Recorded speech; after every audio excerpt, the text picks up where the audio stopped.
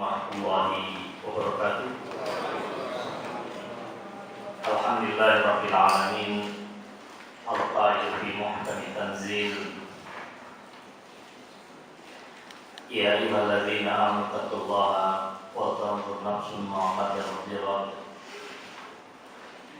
Wassalatu wassalamu ala sayyidil anam Nabiyyina Muhammadin wa ala alihi wa sahbihi ajma'in. Raditu billahi rabban bil islam dina wa bi Muhammadin nabiyya wa rasula. Allahumma bika asbahna bika amsayna bika nahya wa bika namut wa ilaika nusyur. Jemaah sekalian yang saya muliakan, alhamdulillah pada pagi hari ini kita dapat hadir di majelis ini. Mudah-mudahan kehadiran kita diberkahi oleh Allah Subhanahu wa taala dan bermanfaat bagi kita semua. Jemaah sekalian yang saya muliakan,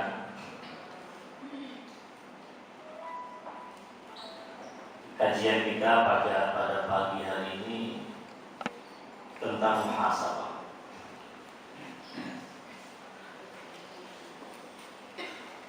Di antara para ahli hikmah, mereka menyatakan al-waqtu huwal hayat. Jadi waktu itu adalah kehidupan itu sendiri. Jadi kalau kita ingin mendefinisikan ma hiyal hayat, apakah itu kehidupan, maka jawabannya adalah al-hayatu hiya al-waqt. Hidup itu adalah waktu itu sendiri. Oleh karena itu, saudara sekalian, Allah Subhanahu wa taala di dalam Al-Qur'an banyak sekali bersumpah dengan waktu. Wal 'asri innal insana lafi khusr. Wal laili idza yaghsha wan nahari idza tajalla, dan seterusnya. Jika Allah bersumpah dengan ciptaannya, maka ada dua hal yang dikehendaki oleh Allah. Pertama, bahwa kita para hamba ini harus paham betapa pentingnya waktu, betapa urgennya waktu dalam kehidupan kita.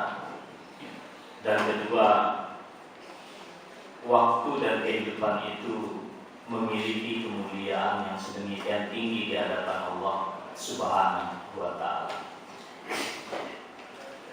Oleh karena itu, saudara sekalian, ketika Allah bersumpah dengan waktu di dalam surat Al-Asr, wal 'asri innal insana lafi khusrin,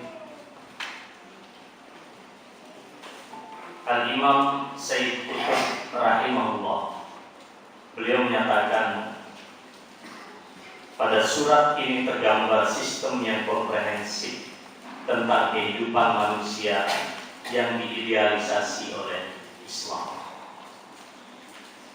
Di dalam surat Al-Asr itu terdapat jelas rambu-rambu persepsi keimanan dengan hakikatnya yang besar dan menyeluruh dalam suatu gambaran yang sangat jelas dan detail.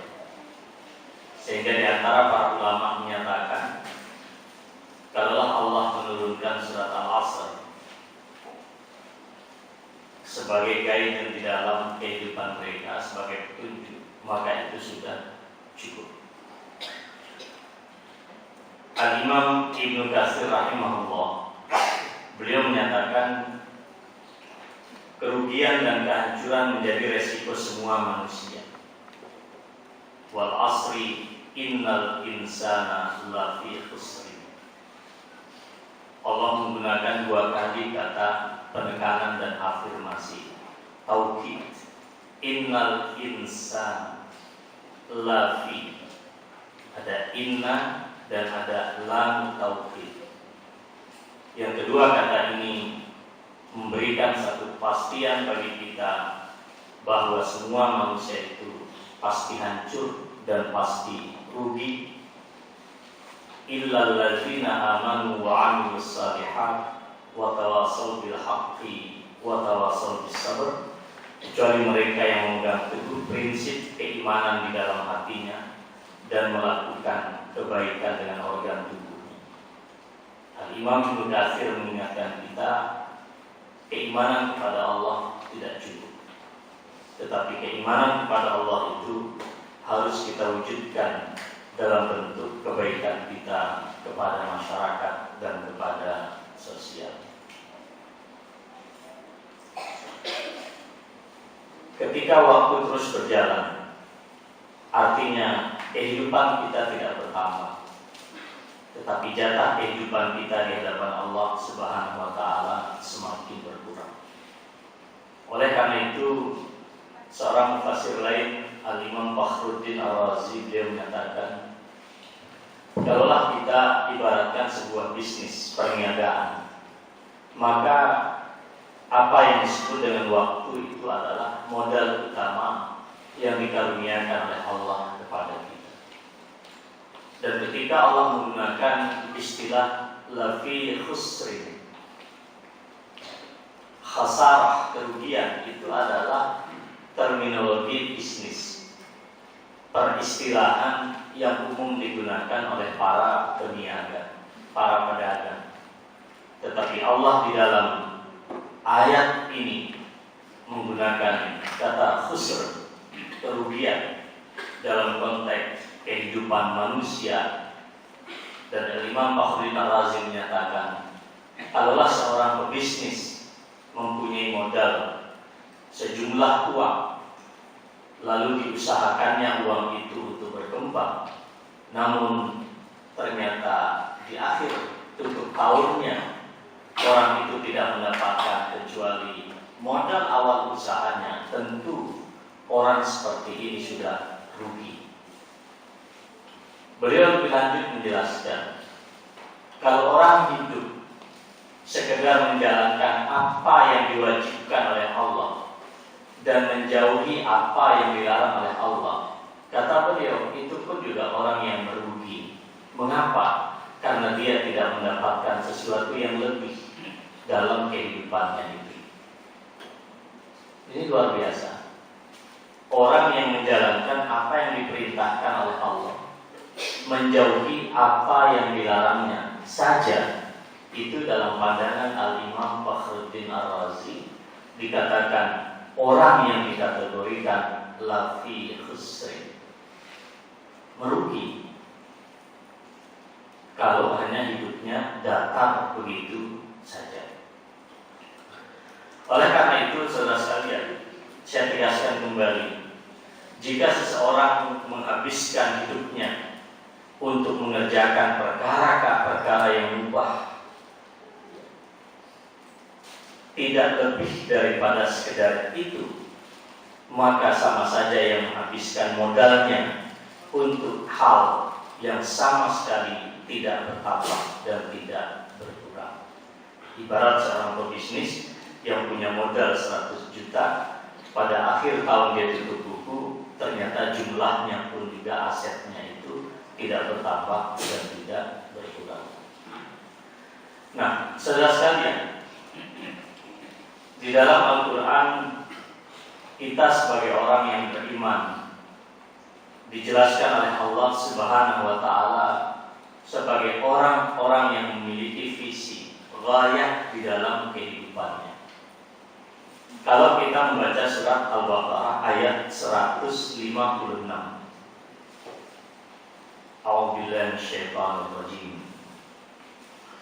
Kaifa takfuruna billahi wa kuntum amwata fa ahyakum thumma yumitukum thumma yuhyikum thumma ilaihi turja'un. Itu visi terjauh seorang mukmin. Allah yang telah menciptakan kita dari ketiadaan, lalu kita hidup, lalu kita tiada, dan Allah akan menciptakan kita kembali. Visi hidup inna ilaihi raji'un. Kita berasal dari Allah dan kita akan kembali kepada Allah Subhanahu wa ta'ala.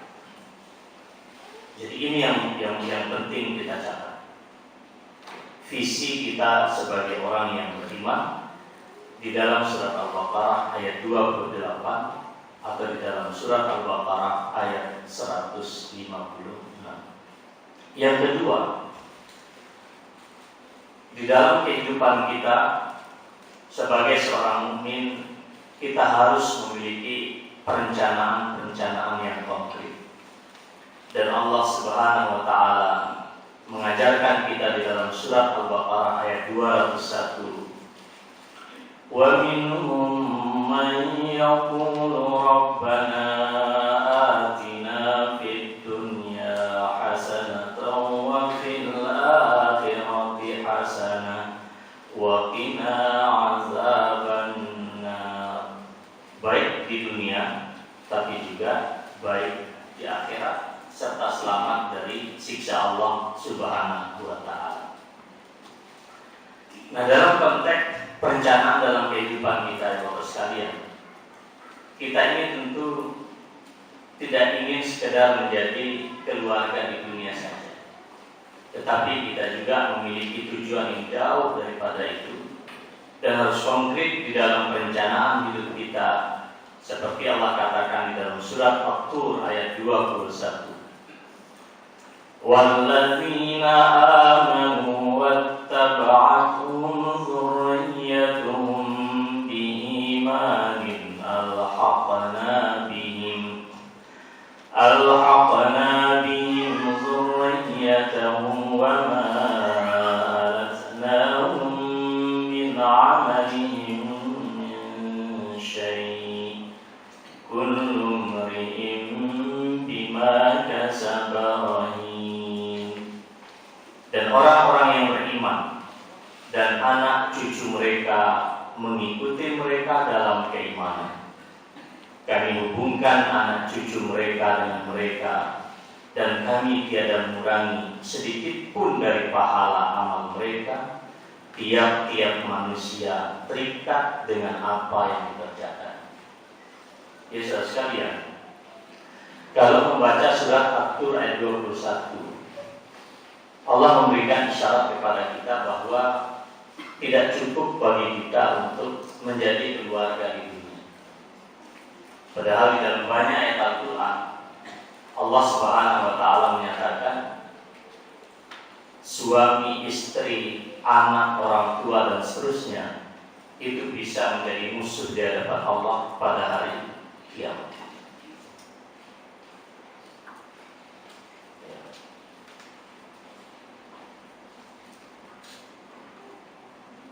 Di dalam satu ayat Al-Quran, Allah mengingatkan kita. Di dalam surat apa itu?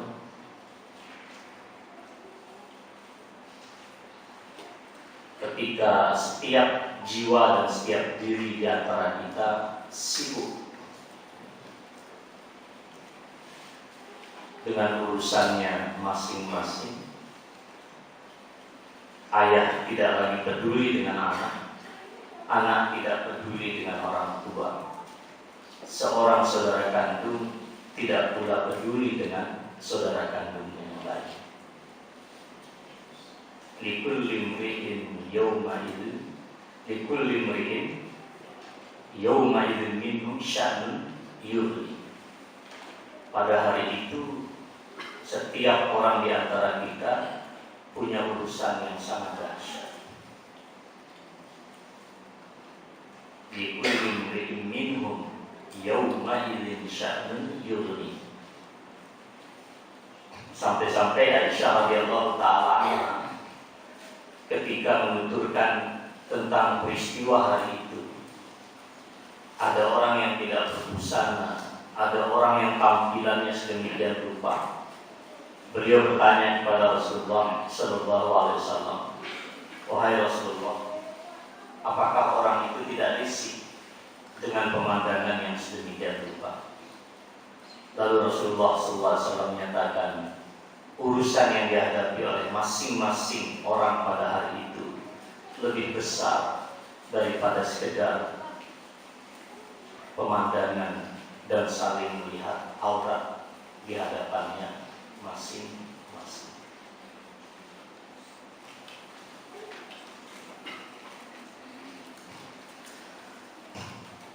Yang ketiga, saudara sekalian, setelah kita mempunyai visi, kemudian tujuan, Allah pun juga mengajarkan kita tentang strategi di dalam kehidupannya. Di dalam surat Al-An'am ayat 153, Allah menyatakan, wa anna hadza sirati mustaqiman fattabi'uhu wa la tattabi'us subul fatafarraqa bikum an sabili dzalikum wassaqum bihi la'allakum tattaqun. Ini jalanku yang lurus, ikuti. Dan jangan kalian ikuti banyak sekali jalan-jalan kehidupan. Jika itu kalian ikuti, maka kalian akan bercerai-berai dari jalan Allah, dan kalian tidak akan sampai kepada Allah Subhanahu wa Ta'ala. Inilah yang diwasiatkan oleh Allah kepada kita agar kita bertakwa. Dan itulah saudara sekalian, ketika Rasulullah SAW membacakan ayat ini, beliau kemudian menggambar di atas, di hadapan kepada para sahabat di atas tanah. Beliau tarik garis lurus dan beliau menyatakan, ya, wa hadza siratullah mustaqim. Ini adalah jalan Allah yang lurus, tetapi di antara jalan Allah yang lurus ini ada banyak jalan yang ke kiri dan ke kanan, dan setiap pintu menuju jalan tersebut ada setan yang menyeru manusia untuk masuk ke jalan-jalan yang menyimpang itu. Apalagi kita hidup di zaman yang tidak sederhana sampai saat ini. Kalau dulu barangkali orang tidak banyak keluar rumah, itu bisa aman akidahnya. Saat ini tidak bisa. Orang bisa sesat di dalam rumahnya sendiri dengan terbukanya media sosial kita yang sedemikian rupa. Padahal Allah Subhanahu wa Ta'ala menyatakan juga di dalam hadis qudsi, inni khalaqtu ibadi hunafa fajtalathum syayatin. Aku ciptakan hamba-hambaku itu dalam keadaan lurus, bersih, tidak ada melenceng sama sekali. Lalu setan datang kepada mereka, dan setan itulah kemudian yang membuat mereka menyimpang dari jalan Allah Subhanahu wa Ta'ala. Agar kita dapat menjalankan garis lurus kehidupan kita, kita punya operasionalisasi sehari-hari. Dan Allah Subhanahu wa Ta'ala di dalam surat Al-Hasyr ayat ke-7 mengajarkan kita, wa ma ataakumur rasulu fakhudhu wa ma nahakum anhu fantahu. Sederhana sekali. Bagaimana sih caranya kita berada di atas jalan yang dikatakan wa anna hadza siratal mustaqim? Sederhana. Apa yang diajarkan oleh Rasulullah SAW lakukan, dan apa yang dilarang oleh Rasulullah SAW tinggalkan. Jadi kalau kemarin Maulid, ada banyak di antara kita yang merayakan Maulid. Kemudian Allah menyatakan di dalam satu ayat Al-Quran, qul in kuntum tuhibbunallaha fattabi'uni yuhibbukumullah. Katakanlah kalau Anda mengaku sebagai orang yang mencintai Allah, cara mengukurnya satu, ikuti Rasulullah SAW. Maka ketika membaca ayat ini, Al-Imam Ibnu Katsir menyatakan hadhil ayat hakimatun ala kulli man idda'a mahabbat Allah. Ayat ini cukup sebagai yang menghakimi, sebagai hakim terhadap siapapun yang mengklaim cinta kepada Allah. Kalau orang mengklaim cinta kepada Allah, baca ayat yang saya bacakan tadi. Apakah ada ittiba kepada Rasulullah atau tidak? Kalau dia ittiba kepada Rasulullah, dia tidak ittiba, kalau dia ittiba, cintanya benar. Tapi kalau dia tidak Imam Ibnu Bakazibun, dia adalah orang yang dusta terhadap klaimnya itu sendiri. Ada yang menarik saudara sekalian. Itu saya kira saya sudah masukkan di Facebook saya tulisan panjang seorang ulama, Muhammad Al-Ghazali. Beliau membuat satu renungan yang menarik sekali tentang peristiwa Maulid. Dan satu paragraf beliau menyatakan, jika saat ini ada orang yang melakukan perayaan Maulid dengan cara yang sangat spektakuler, dahsyat acara-acara itu, tetapi pada saat yang sama dia tinggalkan ajaran-ajaran Islam, dia runtuhkan pondasi-pondasi Islam, bahkan dia mencegah manusia dari jalan Islam, Muhammad Al-Ghazali rahimahullah menyatakan, fahuwa maradun nafsiyun wa maradun ijtimaiyun. Ini adalah satu model penyakit jiwa dan patologi sosial. Mari kita hitung. Kalau sudah berbicara perayaan Maulid, mungkin Indonesia ini menang kalau ada kontes internasional dengan berbagai variasinya, Pak. Dengan berbagai variasi.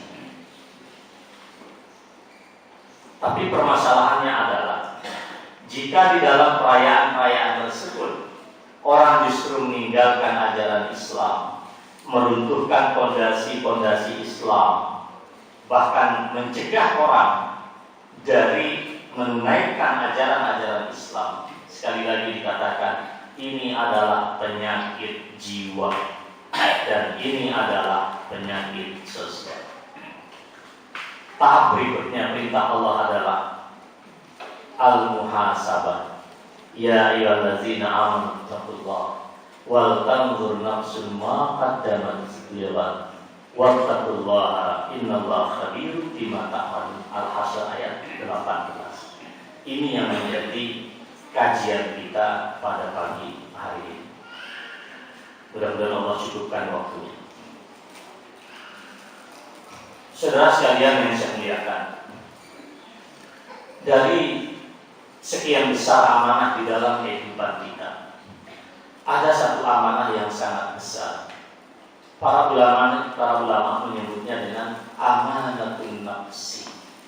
Amanah diri kita ini, amanah jiwa kita ini. Sampai Allah kemudian bersumpah di dalam Al-Quran, wa nafsi wa ma sawwaha fa'alhamaha fujuraha wa taqwaha. Dan demi jiwa dan demi diri manusia dan apa-apa yang Allah sempurnakan pada diri dan jiwa kita, Allah menyatakan, Allah ciptakan di hadapan kita dua jalan. Wa nafsi wa ma sawwaha fa'alhamaha fujuraha wa taqwaha. Qad aflaha man zakkaha wa qad khaba man dassaha. Ada jalan ketakwaan, ada jalan keburukan. Dan Allah katakan, kalau orang itu ingin bahagia dan ingin beruntung di dalam hidupnya, maka tugasnya adalah qad aflaha man zakkaha. Dia sucikan jiwanya, waqad khaba man dassaha. Dia kotori jiwanya, dan itu adalah jalan orang-orang yang merugi. Tentang amanah diri kita ini, saudara sekalian, mari kita perhatikan realitas kehidupan di sekitar kita. Salah satu ciri kehidupan modern ini adalah orang itu sedemikian sibuk dengan orang lain. Saya berdoa agar tidak acara ini tidak membuat kita lalai pada diri kita, terutama saya, terutama kita yang ada di depan. Apa yang saya maksud, saudara sekalian? Orang modern itu banyak justru terasing dari dirinya sendiri. Al-inizal anizat. Itulah penyakit modern. Orang itu sibuk dengan berbagai macam permasalahan di sekitar dia. Dia sibuk dari urusan negara yang sangat besar sampai urusan yang terkecil di lingkungan RT. Semua dia pikirkan kecuali satu, dirinya sendiri. Oleh karena itu, ciri-ciri orang kehidupan modern apa? Modern. Dia eksis di dalam dunia sosial, dia eksis di dunia politik, dia eksis di dunia ekonomi, dia eksis di semua lini kehidupan kecuali satu. Dia tidak bahagia dalam dirinya dan dia tidak bahagia di dalam keluarga dia yang terkecil.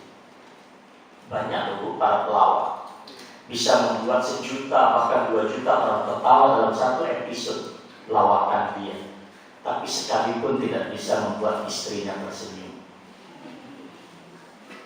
Ada suasana seperti itu. Na'udzubillah, kita sebagai para dai juga demikian. Maka saya seringkali katakan kepada keluarga dan termasuk teman-teman saya, para aktivis ini, ketika kita hidup sedemikian rupa, tentu para dai ini dia tidak bisa hidup seorang diri, Pak. Dan ini tantangan terberat.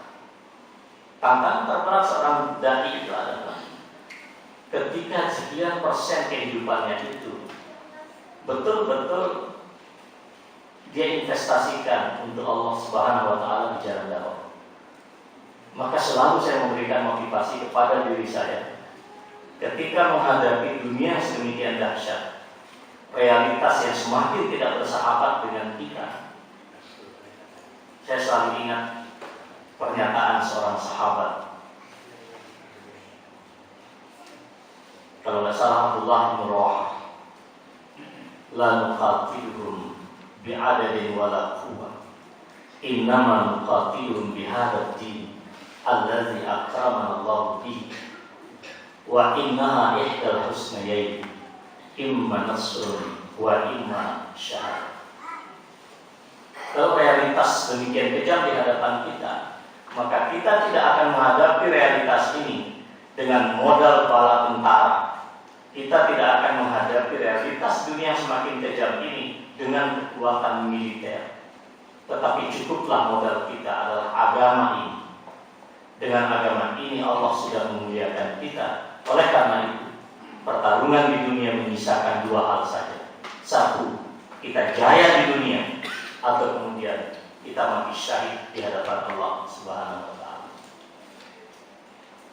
Dan terus terang saya katakan, khususnya para mubalik dan para dai, saya katakan, kita tidak akan bisa menjalankan amanah dakwah seperti ini kecuali kita sudah menyelesaikan apa yang ada di dalam diri dan keluarga kita.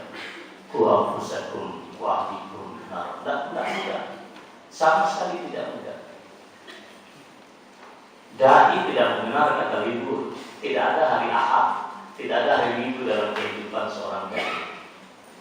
Ar-rahatu fil jannah, war-rahatu fi tabadulil a'mal. Rehat itu adanya di surga, dan rehat itu adanya di dalam pergantian aktivitas. Orang libur akhir tahun, saya kira dai tidak punya agenda untuk kemudian meluangkan waktunya berleha-leha dan meninggalkan umat. Tapi sekali lagi saya katakan saudara sekalian, ini adalah amanah hidup. Dalam konteks seperti ini, terus terang, para dai lebih harus peduli terhadap dirinya. Peduli terhadap diri bukan berarti kemudian meninggalkan amanah kepada umat. Tetapi ini adalah peringatan yang sangat berat bagi kita semua. Ketika orang sekali lagi saat ini sibuk dengan berbagai macam hal di luar dirinya, dia pikirkan semua hal kecuali dirinya sendiri. Kita harus ingat apa yang diingatkan oleh Allah, antakula nafsu ya hasrata ala ma farrattu fi jambillah wa in kuntu laminas sakhirin. Jangan sampai pada satu hari nanti betapa menyesalnya kita dengan segala kekurangan yang semestinya kita tunaikan di hadapan Allah Subhanahu wa Ta'ala. Dan kita dalam kehidupan dunia terlalu banyak menistakan, terlalu banyak menyepelekan ajaran-ajaran Allah Subhanahu wa Ta'ala. Dalam konteks ini sangat penting kita menghitung detail-detail organ kehidupan kita. Kalau sampai muhasabah ini kita lalaikan, maka para ulama menyatakan wa bitarki muhasabatin nafsi tashallatas syaitanul ladzi da'a ilal maksiyah. Kalau kita mengabaikan muhasabah, maka yang akan mengendalikan hidup kita kemudian adalah para setan. Dan setan inilah kemudian yang membuat suasana menjadi terbalik, yang halal menjadi haram, yang haram menjadi halal, yang pantas menjadi tidak pantas, yang tidak baik menjadi bagus, dan seterusnya. Dan pada akhirnya manusia kehilangan perspektif di dalam kehidupan. Maka saudara sekalian, para ulama rahimahullah ta'ala ajma'in ketika membaca surat Al-Hasyr ayat 18, ya ayyuhalladzina amanu taqullaha wal tanzur nafsum ma qaddamat lighad wattaqullaha innallaha khabirum bima ta'malun.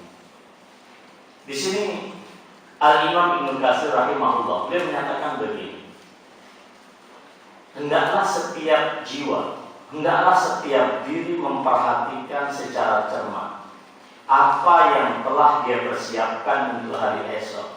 Beliau menyatakan, hasibu anfusakum qabla an tuhasab. Hitunglah diri kalian sebelum nanti pada saatnya kalian akan dihitung. Wanzuru madza dakhartum li anfusikum minal a'malis salihah. Dan cermatilah apa yang kalian tabung untuk diri kalian sendiri dari perbuatan-perbuatan yang baik, liyaumi ma'adikum, untuk hari kembalinya kalian kepada Allah, wa ardikum ala rabbikum, dan hari di mana nanti kalian akan dipertontonkan oleh Allah di hadapannya tentang segala sesuatu yang telah kalian lakukan. Wa'lamu annahu alimun bi jami'i a'malikum wa ahwalikum. Dan ketahuilah bahwa sesungguhnya Allah Maha mengetahui segala apa yang kalian lakukan dan segala keadaan kalian. La takhfa alaihi minkum khafiyah. Satu pun tidak ada yang tersembunyi dari penetapan Allah Subhanahu wa ta'ala. Itu kata Imam Ibnu Katsir ketika menafsirkan ayat wal tanzur nafsun ma qaddamat lighad. Beliau menyatakan hasibu anfusakum qabla an tuhasab. Di dalam satu hadis yang lain, Rasulullah sallallahu alaihi wasallam menyatakan al-kayyisu man dana nafsahu wa 'amila lima ba'dal maut. Jiwa yang bahagia, jiwa yang cerdas itu adalah orang-orang yang selalu menghitung dirinya dan dia bekerja dan selalu mengingat apa yang akan didapatkan setelah kematian. Wal ajiz, orang yang lemah jiwanya adalah man ittaba'a nafsahu hawa, man atba'a nafsahu hawa, yang selalu membuat dirinya mengikuti segala kecenderungan yang buruk. Wa tamanna 'alallahil amal, lalu dia sandarkan segala angan-angan kosong di hadapan Allah Subhanahu wa ta'ala.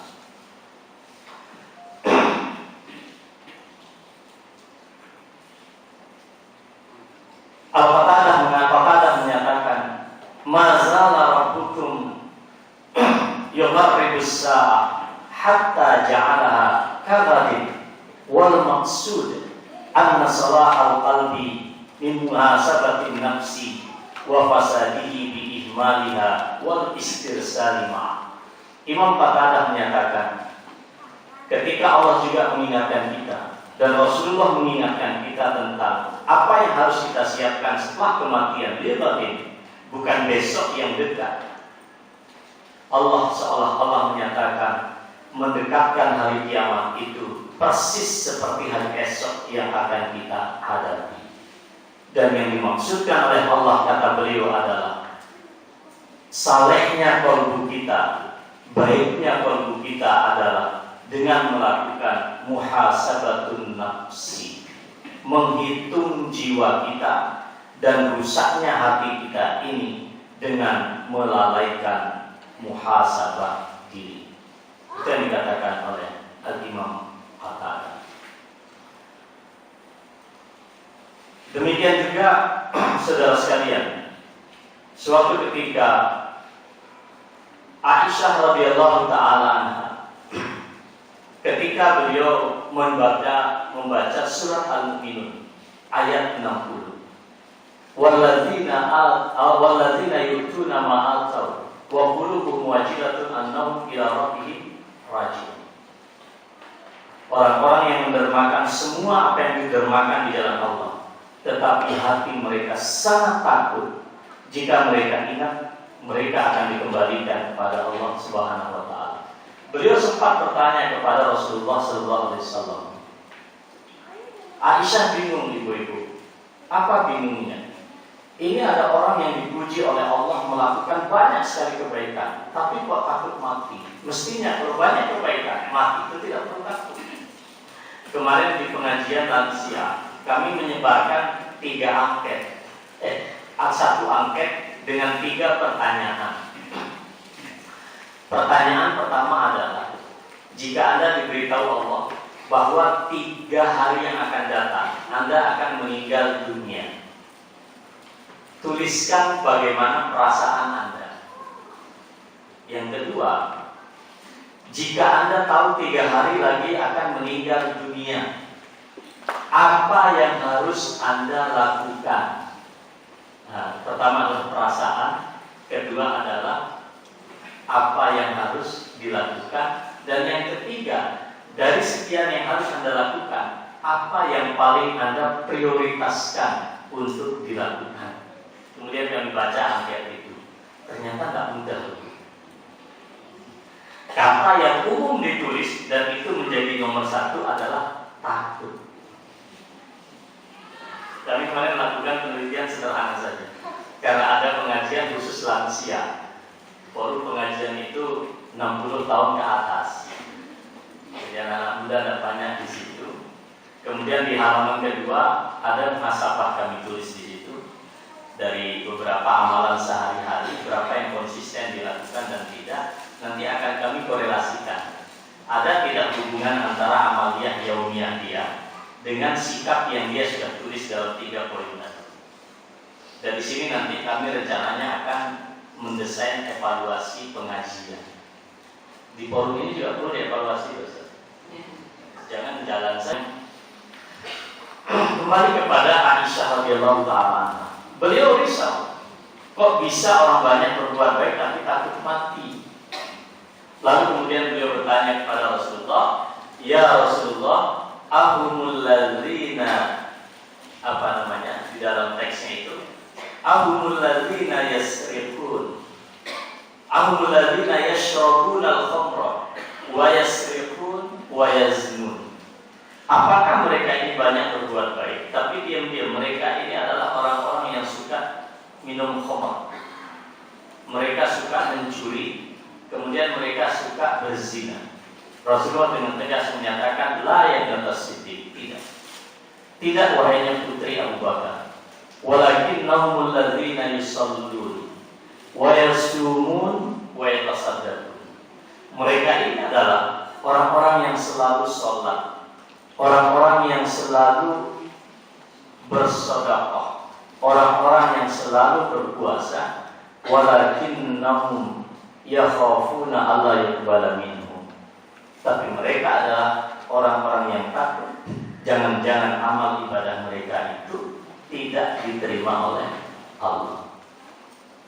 Maka Hasan Al-Basri seorang tabi'in, beliau bersumpah bagaimana para sahabat melakukan kebaikan waktu hidupnya itu. Amilu wallahi bitta'at wajtahadu fiha. Al-Hasan Al-Basri mengatakan, demi Allah, para sahabat Nabi adalah orang-orang yang bertarung di dalam melakukan semua ketaatan, dan mereka totalitas berjuang untuk ketaatan itu. Wa hum yakhafuna alla yuqbala minhum.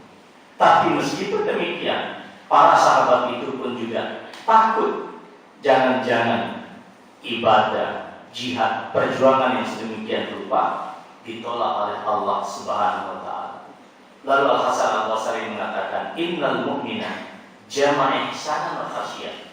Seorang mukmin yang sejati itu adalah orang yang memadukan di dalam hidupnya perbuatan baik, tapi juga dia masih takut kepada Allah. Wa innal munafiqa, dan orang yang munafik itu jama'a isaatan wa amna. Dia lakukan keburukan, tapi juga dia merasa aman di hadapan Allah Subhanahu wa taala.